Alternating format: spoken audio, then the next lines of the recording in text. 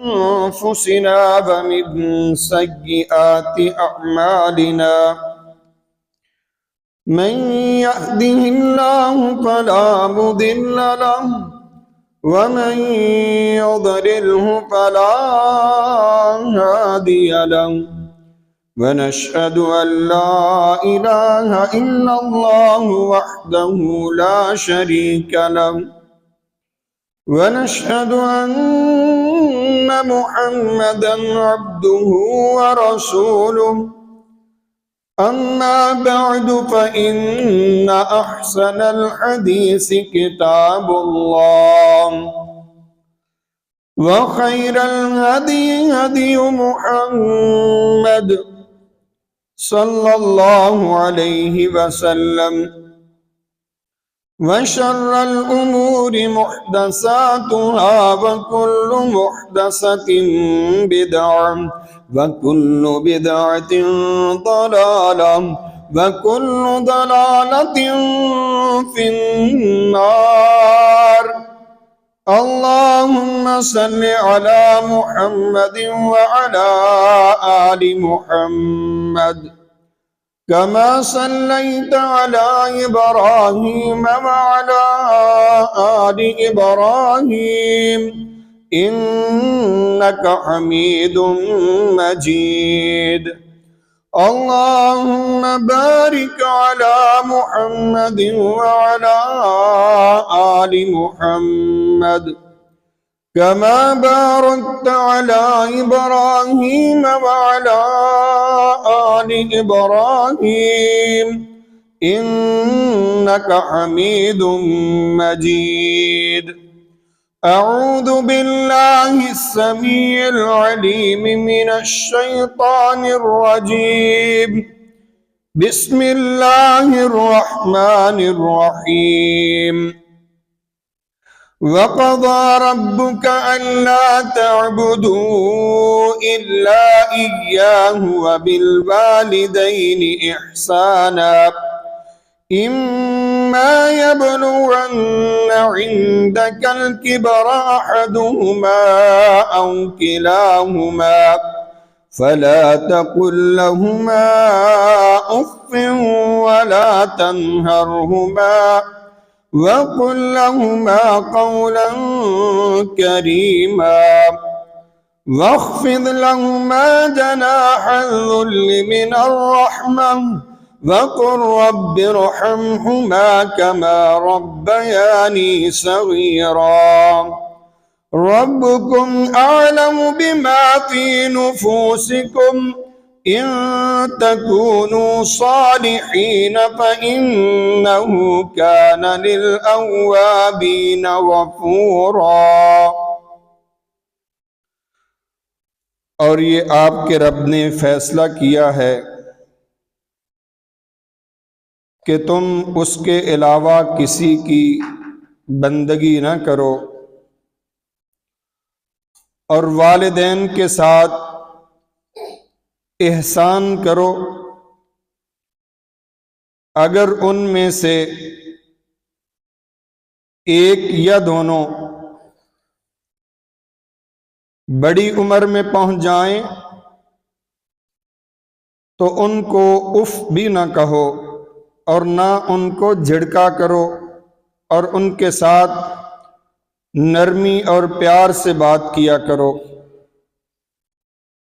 और उनके सामने बड़े प्यार और मोहब्बत के साथ तवाज़ो के साथ झुके रहो और ये दुआ किया करो कि अल्लाह उन पर रहम कर दे जिस तरह उन्होंने बचपन में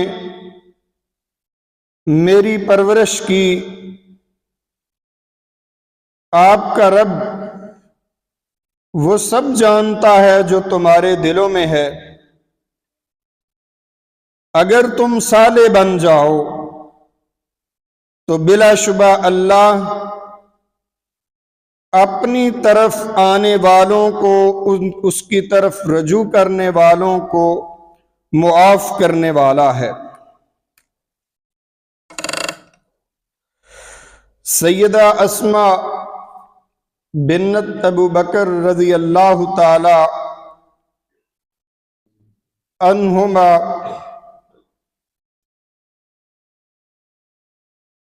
نبی کریم صلی اللہ علیہ وسلم سے عرض کرتی ہیں، اے اللہ کے نبی، میری والدہ مکہ سے آئی ہیں، وہ بھی اسلام نہیں لائیں، تو میرے لیے کیا حکم ہے؟ اللہ کے نبی صلی اللہ علیہ وسلم نے فرمایا کہ وہ تمہاری ماں ہے، اس کی خدمت کرو، اس کا اکرام کرو، اس کی عزت کرو،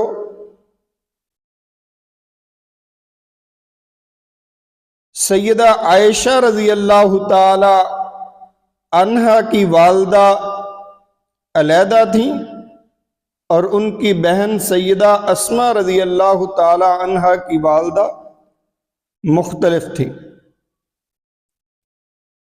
تو سیدہ اسما رضی اللہ تعالی عنہا کی والدہ ابھی اسلام نہیں لائیں تھیں، مکہ سے سارے لوگ ہجرت کر کے آگے، وہ وہیں رہیں۔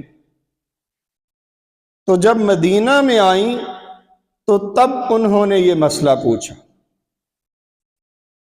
تو اس میں غور کرنے والی بات یہ ہے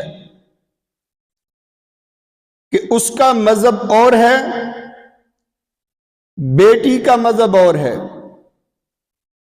اور نبی کریم صلی اللہ علیہ وسلم مذہب کے مختلف ہونے کے باوجود سیدہ اسما رضی اللہ تعالی عنہا کو حکم دے رہے ہیں کہ ان کے ساتھ تم نے ماؤں جیسا سلوک کرنا ہے، جیسے والدہ کا احترام کیا جاتا ہے، ان کی عزت کی جاتی ہے، ان کی خدمت کی جاتی ہے، اسی طرح آپ نے کرنا۔ تو نسل کے تحفظ کے لیے جو انسان کی بنیادی ضرورت ہے، اس کے لیے یہ لازم ہے کہ جس طرح ایک شخص شادی کے بعد اپنے بچوں کی پرورش کرتا ہے، والدین ماں اور باپ جس طرح بچوں کی پرورش کرتے ہیں، ان کے ناز اور نخرے اٹھاتے ہیں اور بڑے پیار کے ساتھ، محبت کے ساتھ ان کو چھوٹے سے بڑا کرتے ہیں، اور ان کی خاطر، ان کی بنیادی ضرورتوں کو مکمل کرنے کی خاطر ساری دنیا کی خاک چھانتے ہیں، تو ان ماں باپ کے ساتھ اولاد کا ریلیشن جو ہے، جو تعلق ہے، وہ اس طرح ہونا چاہیے جس طرح اللہ تعالیٰ قرآن مجید میں بیان کر رہے۔ اگر ایسا نہیں ہوگا تو آپ کے سامنے ہے، ہمارا خاندانی نظام برباد ہو رہا ہے۔ ایک چھوٹا بچہ اپنے ہی باپ کو، جس نے اس کو چھوٹے سے بڑا کیا اور اس کے لیے مشکلات سہی، وہ اس کے سامنے بولتا ہے، بات نہیں مانتا، ان کا ادب نہیں کرتا، اونچی آواز سے بات کرتا ہے، بڑے روڈ انداز میں ان سے مخاطب ہوتا ہے۔ تو کیا اس طرح ہمارا خاندان محفوظ رہ سکتا ہے؟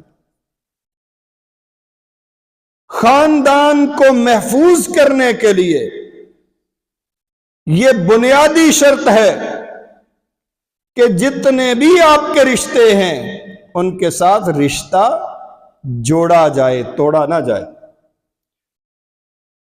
اور جڑتا کس طرح ہے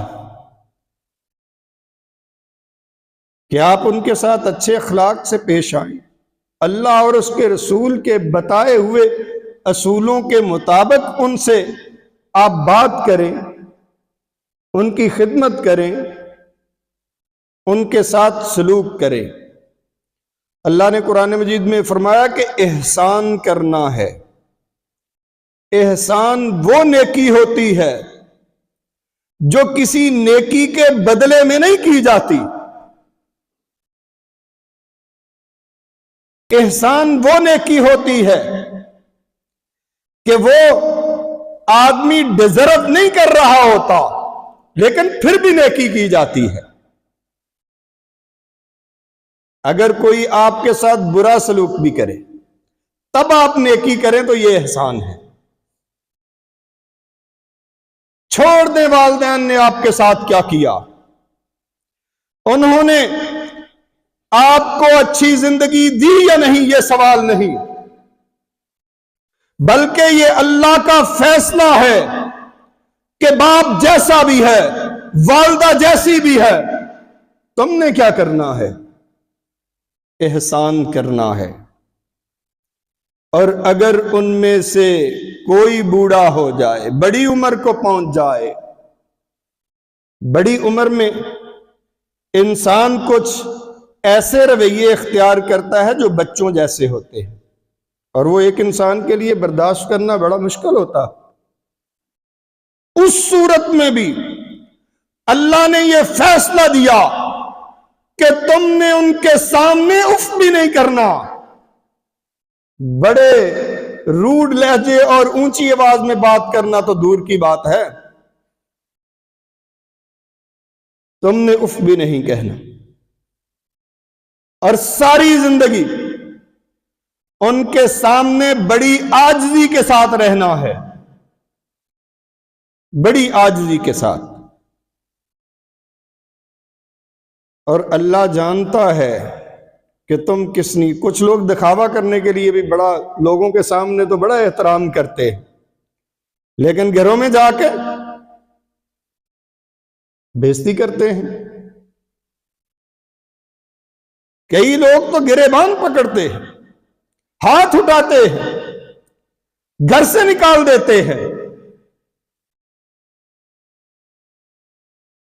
یہ آج کل سارا کچھ ہو رہا ہے۔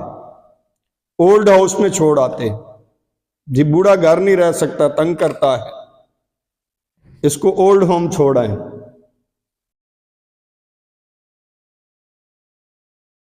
وہ والدین جنہوں نے تمہیں بڑا کرنے کے لیے مشقتیں سہی، مصیبتیں برداشت کی، تکلیفیں اور اذیتیں برداشت کی، کاش کوئی شخص یہ جان لے کہ اس کے پیدائش پہ جو اس کی ماں نے تکلیف برداشت کی ہے، خدا کی قسم اگر وہی تکلیف اس کو برداشت کرنی پڑ جائے تو خودکشی کر لے۔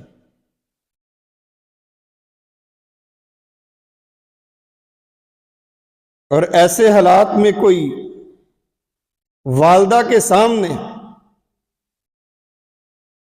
اونچی آواز میں بات کرے، کوئی حق پہنچتا ہے اس کو؟ اس لیے اللہ تعالیٰ نے فرمایا کہ اف بھی نہیں کہنا۔ اور رشتہ داری جوڑنے کی ترتیب کیا ہے؟ کون کون سے ایسے رشتے ہیں جن کے بارے میں یہ فرمایا گیا ہے کہ تم نے صلہ رحمی کرنی ہے؟ نبی کریم صلی اللہ علیہ وسلم سے پوچھا گیا، من احق الناس، کہ سب سے زیادہ لوگوں میں سے کس کا حق ہے کہ جس کے ساتھ میں بحسن الصحبہ، جس کے ساتھ میں اچھا سلوک کروں، جس کے ساتھ میں نرمی کے ساتھ رہوں، اس کی خدمت کروں؟ فرمایا کہ تمہاری ماں کا حق ہے۔ پھر پوچھا کہ اس کے بعد؟ فرمایا پھر تمہاری ماں کا حق ہے۔ تیسری دفعہ پھر پوچھا، کہا تمہاری ماں کا حق ہے۔ چوتھی مرتبہ پوچھا تو کہا آپ کے والد کا حق ہے۔ اس کے بعد پوچھا گیا، فرمایا کہ پھر اس کے جو قریبی ہیں، اس کے جو قریبی ہیں، اس کے جو قریبی ہیں،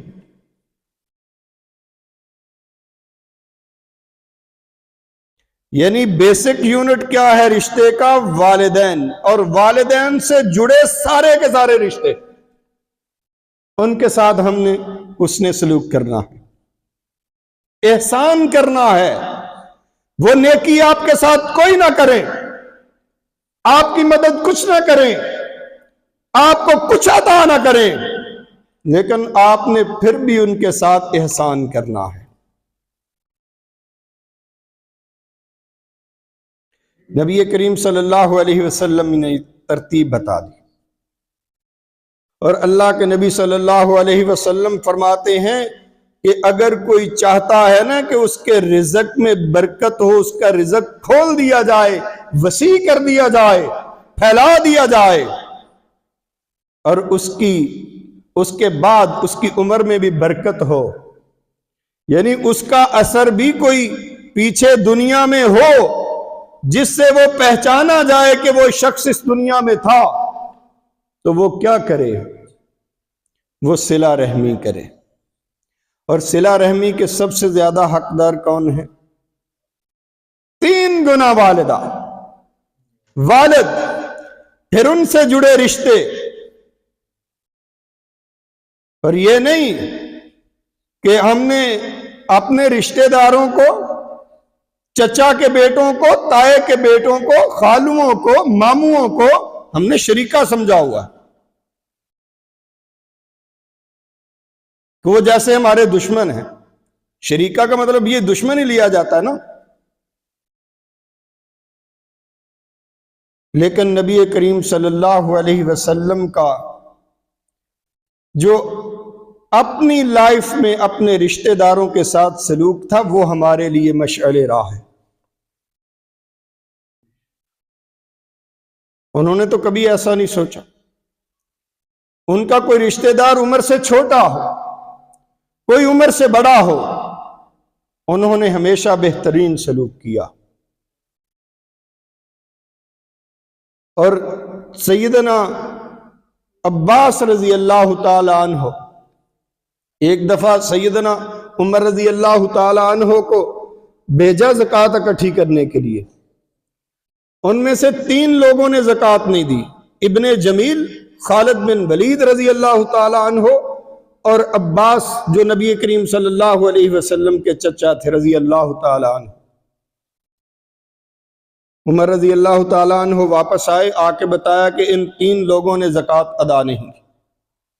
اللہ کے نبی صلی اللہ علیہ وسلم نے فرمایا کہ ابن جمیل وہ بندہ ہے، وہ اس بات کی خار لے رہا ہے کہ وہ پہلے فقیر تھا، اللہ نے اس کو غنی بنا دیا، وہ زکوٰۃ دینے سے انکاری ہے۔ اور رہے خالد بن ولید رضی اللہ تعالی عنہ، تو انہوں نے دن رات اپنی جان اور مال، اپنی ساری زریں، اپنے سارے گھوڑے، اپنے سارا اسلحہ اللہ کی راہ میں قربان کیا ہوا ہے، وہ میدان جنگ میں جنگیں لڑتے ہیں۔ اور سیدنا عباس رضی اللہ تعالی عنہ کے بارے میں فرمایا کہ عمر، کیا تمہیں اس بات کا احساس نہیں کہ وہ میرے چچا ہیں، اور چچا باپ کے برابر ہوتا ہے؟ چچا باپ کے برابر ہوتا ہے، اگر انہوں نے زکوٰۃ نہیں دی تو مجھ سے لے لینی تھی۔ اور پھر نبی کریم صلی اللہ علیہ وسلم نے جتنی زکوٰۃ بنتی تھی اس سے 2 گنا دی۔ اور یہاں پہ چچا اور تائے کے گریبان کو پکڑا جاتا ہے۔ اب سوچیں تو صحیح نا، آپ کی حیثیت کیا ہے؟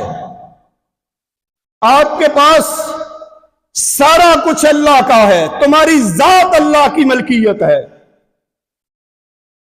اور پھر ہم اس کے بتائے ہوئے اصولوں کے مطابق اپنے رشتہ داروں سے رشتہ داری نہیں جوڑتے، ہم چچا اور تایا کے گریبانوں کو پکڑتے، جو والد کے برابر ہیں۔ اور جو خالائیں ہیں ان کے ساتھ مفت کی دشمنیاں ہوتی ہیں. جس نے رشتہ نہیں دیا اس سے ناراض ہو جو اس کے ساتھ جینا مرنا بند کر دو. اللہ کے نبی صلی اللہ علیہ وسلم کا کیا طریقہ ہے؟ جب نبی کریم صلی اللہ علیہ وسلم مکہ میں حدیبیہ کے صلح کے بعد عمرہ قضا ادا کرنے گئے، جب مکہ سے واپس آنے لگے تو آپ کے چچا سید حمزہ رضی اللہ تعالی عنہ کی بیٹی امامہ چھوٹی تھی، وہ اللہ کے نبی صلی اللہ علیہ وسلم کو چچا چچا پکارتے ہوئے پیچھے آ گئی. سیدنا علی رضی اللہ تعالی عنہ نے اس کو ساتھ لے لیا اور سیدہ فاطمہ رضی اللہ تعالی عنہ کی سواری پہ سوار کرا دیا. اور جب مدینے میں پہنچے تو 3 آدمی اس کو لینے آ گئے. ایک زید جو سید حمزہ رضی اللہ تعالی عنہ کے مواخات مدینہ میں بھائی بنے تھے. انہوں نے کہا یہ میرے بھائی کی بیٹی ہے، یہ مجھے اس کی حضانت دی جائے، میں اس کی پرورش کرتا ہوں، یہ میرے ساتھ رہے گی.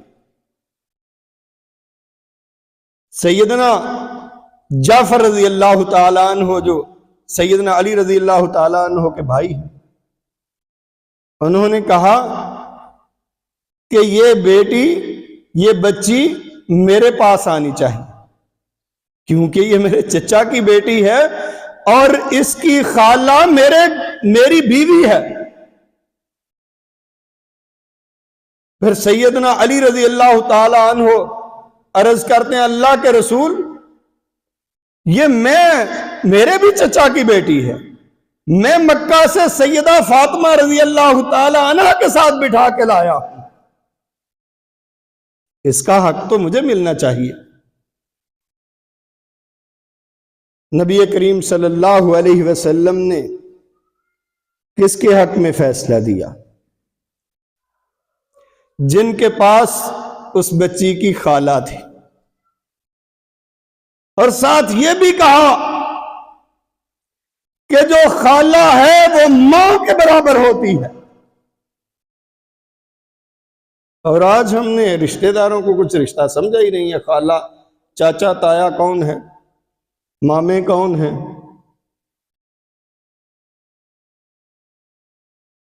اور نبی کریم صلی اللہ علیہ وسلم نے فرمایا کہ اے زید، تم ہمارے دوست ہو اور مولا ہو، بھائی ہو. فرمایا سیدنا علی رضی اللہ تعالی عنہ کو کہ تم مجھ سے ہو، میں تم سے ہوں. اور جعفر رضی اللہ تعالی عنہ سے فرمایا کہ جعفر، سب سے زیادہ خلق میں، شکل و شباہت میں تم میرے جیسے ہو. اللہ کے نبی صلی اللہ علیہ وسلم کس طرح رشتہ داروں کے ساتھ سلوک کیا کرتے تھے؟ ان کے والدین تو نہیں تھے، لیکن ان کے والدین سے جڑے لوگ، وہ ام ایمن جو نبی کریم صلی اللہ علیہ وسلم کو وراثت میں ملی لونڈی، اس کو ماں کا درجہ دیا، اس کو آزاد کر دیا. وہ سید ابو طالب، آپ کے چچا، جنہوں نے آپ کی پرورش کرنے کے لیے، آپ کا تحفظ کرنے کے لیے اسلام اس وجہ سے قبول نہیں کیا کہ اگر میں کنورٹ ہو گیا تو یہ میری سرداری کی سیٹ ابو جہل کے پاس آ جائے گی جو میرے اس بھتیجے کا دشمن ہے. ان کی بیوی فاطمہ جو اسلام لائیں، جب مدینے میں فوت ہوئی، ان کے ساتھ کیا سلوک اللہ کے نبی صلی اللہ علیہ وسلم کا تھا؟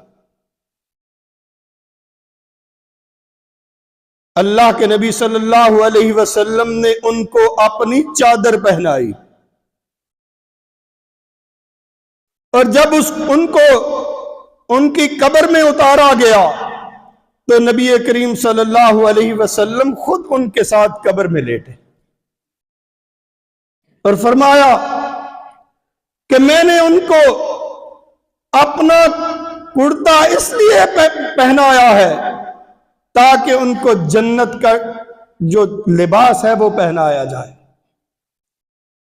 میں ان کے ساتھ قبر میں اس لیے لیٹا ہوں کہ ان پر قبر کی وحشتیں دور ہو جائیں۔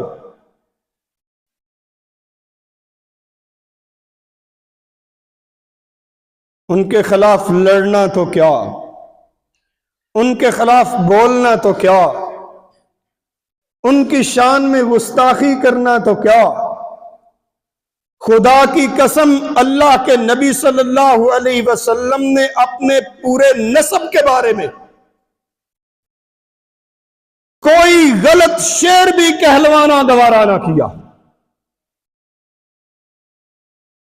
جب جنگ خندق ہوئی، خندق کے بعد کفار کو یہ پتا چل گیا کہ اب مسلمانوں کے خلاف ہماری میدان جنگ میں دال گلنے والی نہیں۔ انہوں نے سب کو اکٹھا کیا اور جو سب سے بڑے شاعر تھے، خطیب تھے، ان کو کہا کہ نبی کریم صلی اللہ علیہ وسلم کی شعروں میں، خطبوں میں مذمت کی جائے۔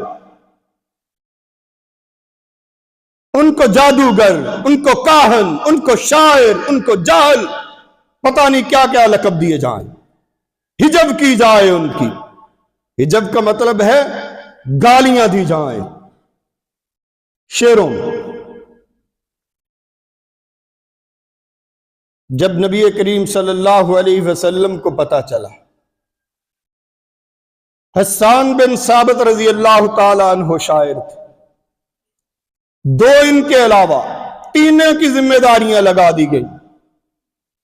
حسان بن ثابت رضی اللہ تعالی عنہ عرض کرتے ہیں، اے اللہ کے رسول، مجھے اجازت دیجئے، میں ان کے خاندانوں کو پن دوں گا حجب کے اندر۔ اللہ کے نبی صلی اللہ علیہ وسلم جو بات سننے والی ہے وہ یہ ہے، اللہ کے نبی صلی اللہ علیہ وسلم فرماتے ہیں کہ ان میں تو میرے نسب والے بھی موجود ہیں، اور یہ مجھے گوارا نہیں کہ تم ان کو گالیاں دو جو میرے نسب میں شامل ہیں۔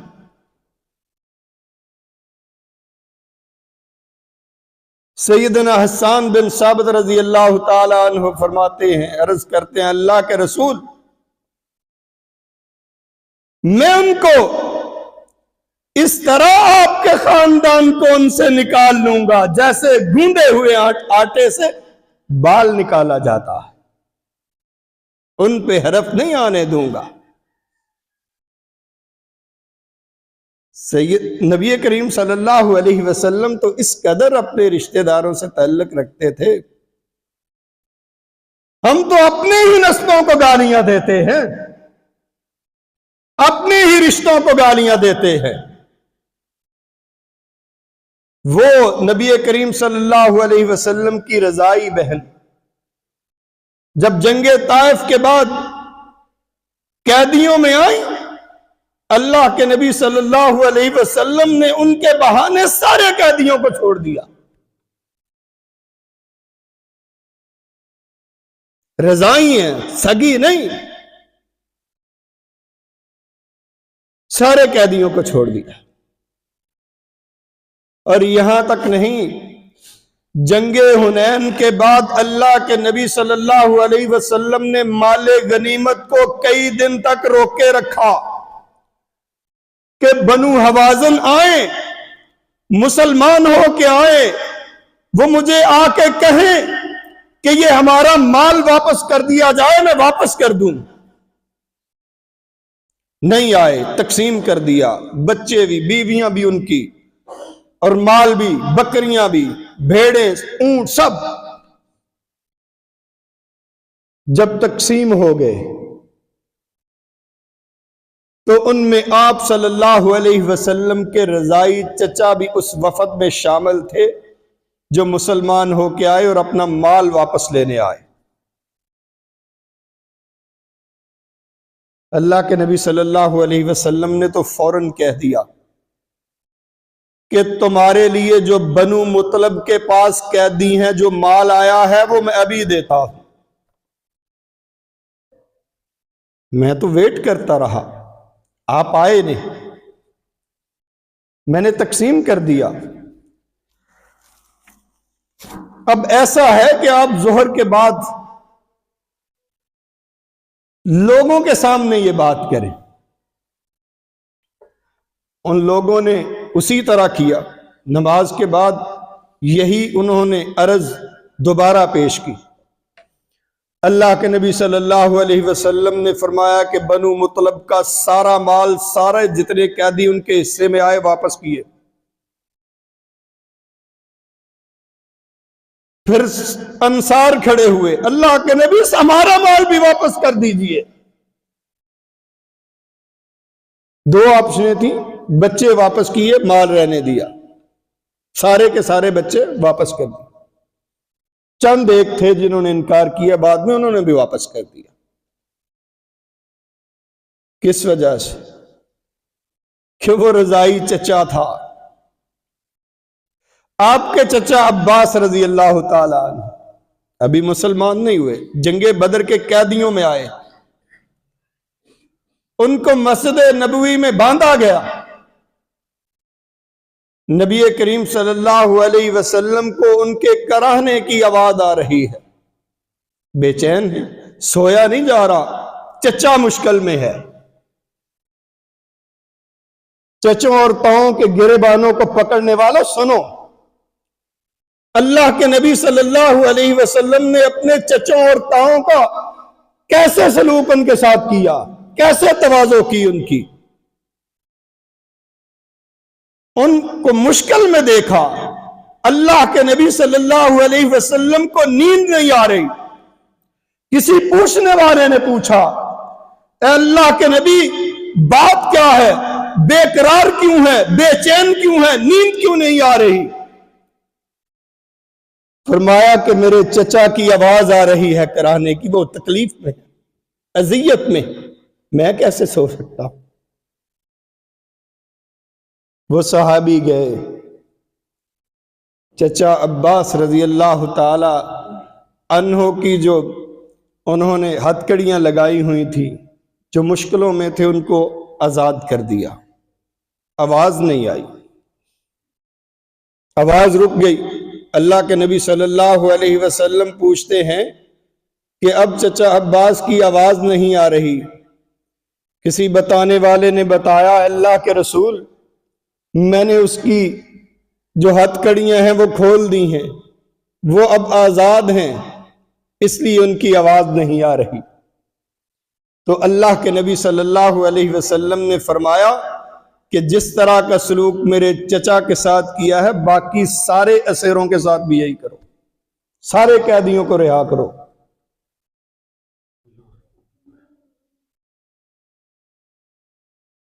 یہ ہے نبی کریم صلی اللہ علیہ وسلم کا اپنے رشتہ داروں کے ساتھ سلوک۔ اور اللہ کے نبی صلی اللہ علیہ وسلم فرماتے ہیں کہ جو ان رشتوں کو توڑتا ہے، ان کو برباد کرتا ہے، ان کو ناراض کرتا ہے، ان کے ساتھ اچھا سلوک نہیں کرتا، تو یہ گناہ ایسا ہے کہ جس کے اندر اللہ تعالیٰ سب سے زیادہ جلدی کرتا ہے اس دنیا میں سزا دینے میں۔ اور جسٹ اس دنیا میں نہیں، بلکہ اللہ کے نبی صلی اللہ علیہ وسلم فرماتے ہیں کہ اس سزا کو آخرت کے لیے بھی برقرار رکھا جاتا ہے، آخرت میں بھی ملے گی، ذخیرہ کیا جائے گا۔ دو گناہ ایسے ہیں جن کے بارے میں یہ حکم ہے کہ اللہ سزا دینے میں مہلت دیتا ہے باقی گناہوں میں۔ ایون کے ساتھ کتنا ہم اللہ کے ساتھ شرک کرتے ہیں، اس میں بھی مہلت دیتا ہے، فوری پکڑ نہیں کرتا، مہلت دیتا ہے، آ جائے اب واپس آ جائے، اب واپس آ جائے، موت کے فرشتے کے نظر آنے سے پہلے تک اس کو مہلت دیتا ہے۔ لیکن دو گناہ ایسے ہیں جن کے کرنے سے اللہ فوری سزا دیتا ہے انسان کو، البغی و قطیعۃ الرحم، بغاوت کرنے والا اپنی قوم سے، اپنے ملک سے، اپنی ملت سے بغاوت کرنے والا، اور دوسرا رشتہ داریوں کو توڑنے والا۔ آج سے ان غلطیوں کا مداوع کر لو جس کی وجہ سے رشتے ٹوٹے ہیں، وگرنہ اللہ کی سزائیں ہم پہ اس دنیا میں بھی برقرار رہیں گی اور آخرت میں بھی اللہ تعالیٰ نے ان کا ذخیرہ کیا ہوا۔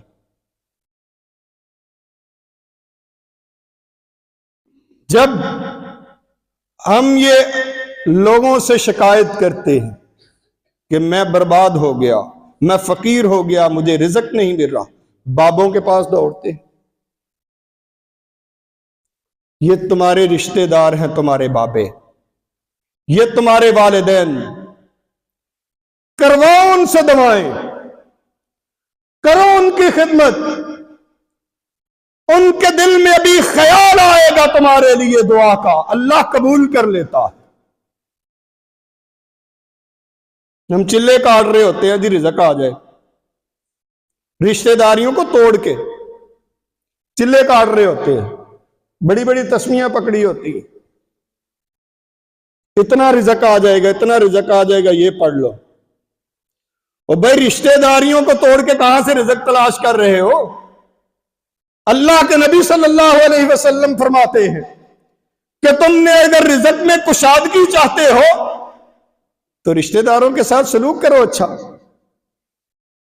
ہم تو توڑتے ہیں، رزق کہاں سے آئے، اس میں برکت کہاں سے آئے؟ ہم سیدھے منہ اپنے والدین تک سے نہیں بولتے، اور اللہ سے ہم رزق کی کشادگی کی دعائیں کر رہے ہوتے ہیں۔ یہ تمہارے بابے گھر میں بیٹھے ہوئے، ان سے کرواؤ دعائیں۔ وہ جس کو تمہارے لیے جس چیز کو برا سمجھتے ہیں اس کو برا سمجھو، جس چیز کو تمہارے لیے اچھا سمجھتے ہیں اس کو اچھا سمجھو، جس چیز سے منع کرتے ہیں منع ہو جاؤ۔ کوئی ایسی غلطی، کوئی گناہ ایسا نہ کرو جس سے تمہارے والدین کو تکلیف و اذیت میں جائیں۔ وہ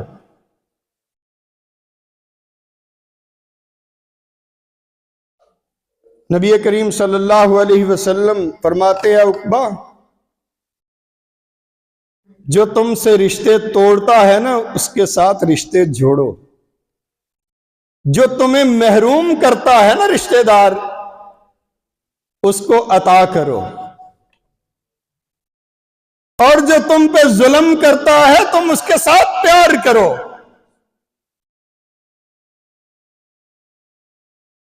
رشتہ داری کو جوڑنا یہ نہیں کہ وہ بھی ہمارے ساتھ کو اچھا سلوک کرے تو پھر ہم کریں گے۔ بخاری کی حدیث کہ یہ کافی نہیں کہ تمہارا رشتہ دار تمہارے ساتھ اچھا سلوک کرے گا، تمہارے والدین تمہارے ساتھ اچھا برتاؤ کریں گے تو تم کرو گے، یہ کافی نہیں، بلکہ صلہ رحمی یہ ہے کہ کوئی رشتے کو توڑتا ہے تم جوڑو، تمہیں محروم کرتا ہے تم عطا کرو، تمہارے ساتھ ظلم کرتا ہے تم برداشت کرو۔ یہ ہے رشتہ داری جوڑنا، یہ ہے صلہ رحمی۔ سیدنا ابو ہریرہ رضی اللہ تعالیٰ عنہ نے تو یہی عرض کیا تھا اللہ کے رسول صلی اللہ علیہ وسلم کہ میں کیا کروں، میرے کچھ رشتہ دار ایسے ہیں میں ان سے رشتہ جوڑتا ہوں وہ توڑتے،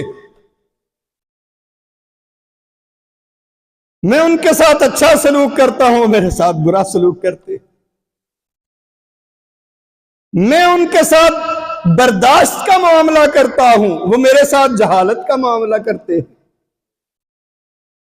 اللہ کے نبی صلی اللہ علیہ وسلم فرماتے ہیں کہ ابو ہریرہ اسی طرح ہے جس طرح تم کہہ رہے ہو، تو سن لو تم ان رشتے داروں کے منہ میں جلتی ہوئی راکھ ڈال رہے ہو، اور جب تک ایسا کرتے رہو گے، سن لو یہ بات،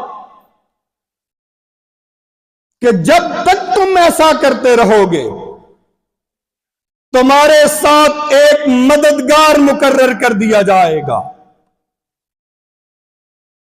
جب تک تم ایسا کرتے رہو گے کہ رشتہ دار آپ سے رشتہ توڑیں، آپ جوڑو، وہ آپ پہ ظلم کریں، آپ برداشت کرو، وہ آپ کو محروم کریں، آپ ان کے عطا کرو، تو خدا کی قسم تمہارے ساتھ ایک مددگار ہوگا جو تمہاری طرف سے ہر قسم کا دفاع کرنے والا ہوگا۔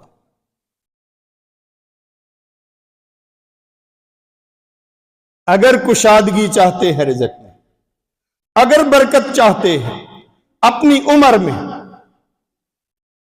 تو رشتہ داروں کے ساتھ رشتے جوڑ لو، جو غلطیاں ہوئی ہیں معافیاں تلافیاں کر لو۔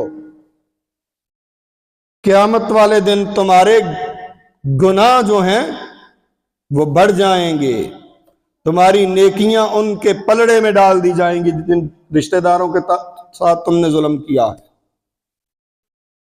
اور رشتہ داروں کے ساتھ تو اللہ کے نبی صلی اللہ علیہ وسلم فرماتے ہیں کہ سب سے پہلے اگر کسی کو کچھ عطا کرنا ہے، گفٹ کرنا ہے، دینا ہے، تو پہلے اپنے والدین سے شروع کر، اپنی ذات سے، والدین سے، پھر رشتہ داروں سے۔ ایک صحابی کے پاس ایک غلام تھا، اس نے آزاد کر دیا، کسی کو دے دیا۔ اللہ کے نبی صلی اللہ علیہ وسلم کو پتا چلا، وہ غریب آدمی تھا، اس کو بلایا، پوچھا کہ کیا تمہارے پاس اور بھی مال ہے؟ کہا نہیں۔ تو پھر نبی کریم صلی اللہ علیہ وسلم نے اس کی بولی لگائی کہ کون اس کی زیادہ قیمت دیتا ہے؟ اس کو 100 یا جتنے بھی درہم میں فروخت کر دیا اور اس کی قیمت اس شخص کو دے دی۔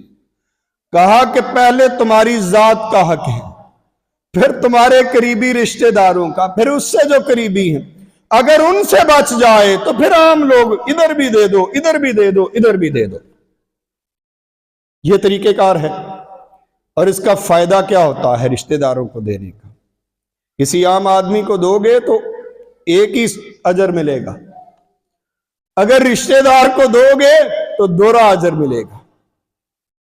جو غریب رشتہ دار ہیں نا، ان کا خیال کرنا چاہیے، ان کو دینا چاہیے، ان کو محروم نہیں کرنا چاہیے، ان کا خیال رکھنا چاہیے۔ اور نبی کریم صلی اللہ علیہ وسلم سیدنا عباس رضی اللہ تعالی عنہ کے بھتیجے تھے،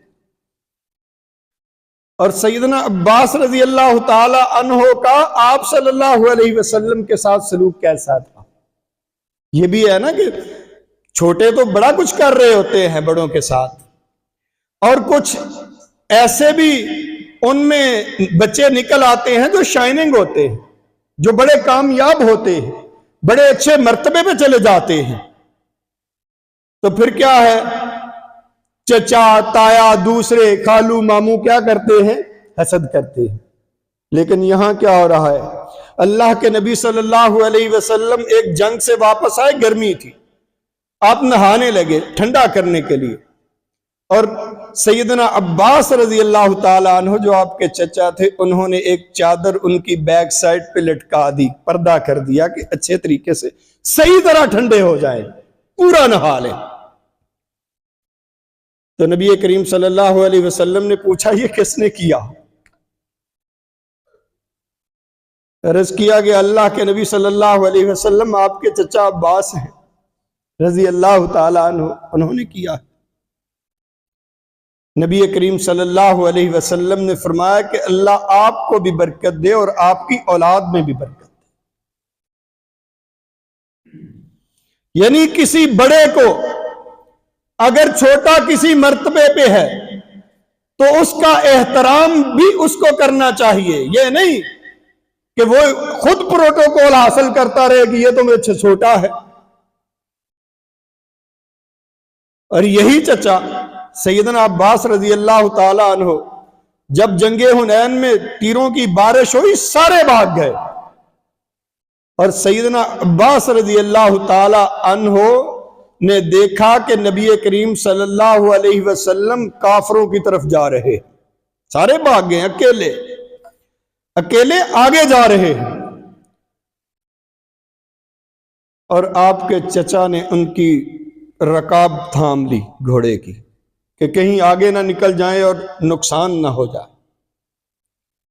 بڑے تو چھوٹوں کی اس طرح عزت کرتے ہیں، ان کا احترام، اگر اللہ نے ان کو کوئی مرتبہ دیا ہے تو ان کا مرتبہ پہچاننے میں، ان کے ساتھ اچھے طریقے سے حسد کی بجائے اس کو دعائیں دینے میں آپ لوگوں کا ہی فائدہ ہوگا، آپ کے خاندان کا ہی فائدہ ہوگا، وہ کوئی علیحدہ خاندان سے تو نہیں ہوتا۔ تو نبی کریم صلی اللہ علیہ وسلم سے جو بڑے تھے، اللہ کے نبی صلی اللہ علیہ وسلم کو اللہ نے رسول بنایا تھا تو ان کا احترام بھی کرتے تھے۔ اسی طرح ہمیں چھوٹا ہو یا بڑا، ترتیب یہ ہے، ہم چھوٹے پہ رحم کریں گے تو بڑے کا ادب ہوگا، بڑا چھوٹے کو مارے گا اور چھوٹے سے توقع کرے گا کہ وہ ادب کرے، یہ ایسا نہیں ہوتا، بلکہ چھوٹوں پہ ہم نے رحم کرنا ہے اور بڑوں کا ہم نے ادب کرنا ہے۔ وآخر دعوانا